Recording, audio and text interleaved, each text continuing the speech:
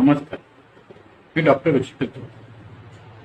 आज आपण आपल्या घरातील असे 4 पांढरे पदार्थ जे आपल्या शरीरासाठी हानिकारक आहेत याची माहिती घेऊ.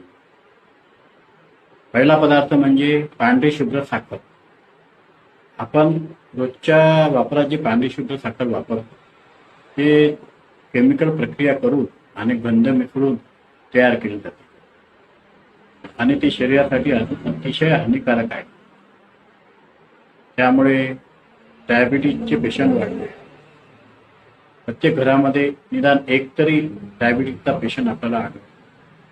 त्याऐवजी आपण खांडसरी साखर जे पिवळसर रंगाची हे जर वापरली तर ती शरीरासाठी लाभदायक.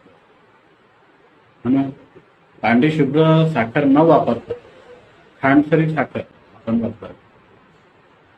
दुसरा पदार्थ म्हणजे मीठ. आपल्या घरामध्ये पांढरे शुभ्र मीठ वापरले, पण ते पांढरे शुभ्र करण्यासाठी 16 प्रकारचे केमिकल वापरले जे शरीरासाठी अतिशय हानिकारक आहे. त्यामुळे बऱ्याच लोकांमध्ये किडनीचे आजार होत आहेत. त्यामुळे त्याच्याऐवजी जर आपण शेंदे मीठ वापरतो तर ते शरीरासाठी अतिशय लाभदायक आहे. तिसरा पदार्थ म्हणजे मैदा. मैद्याचे पदार्थ खाल्ल्याने आपल्या पचनशक्तीच्या ठिकाणी जसं जठरमध्ये एक स्लॅब तयार होतो. त्याच्यामुळे पचनक्रिया मंदावते आणि अपचनचा त्रास होतो.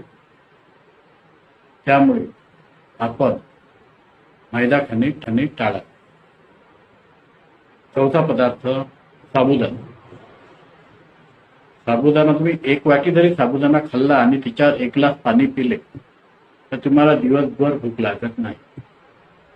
कारण की पचन क्रियेच्या ठिकाणी एक रबरासारखा स्लॅब तयार होतो. त्यामुळे तुम्हाला भूक जाणवत नाही. म्हणून साबुदाणा ऐवजी भगर, राजगिरा, रताळे, फळे असे पदार्थ तुम्ही खाऊ शकता. तर आज सांगितलेले 4ही पदार्थ खाणे टाळावे जेणेकरून तुम्हाला तुमच्या शरीराला हानी होणार नाही.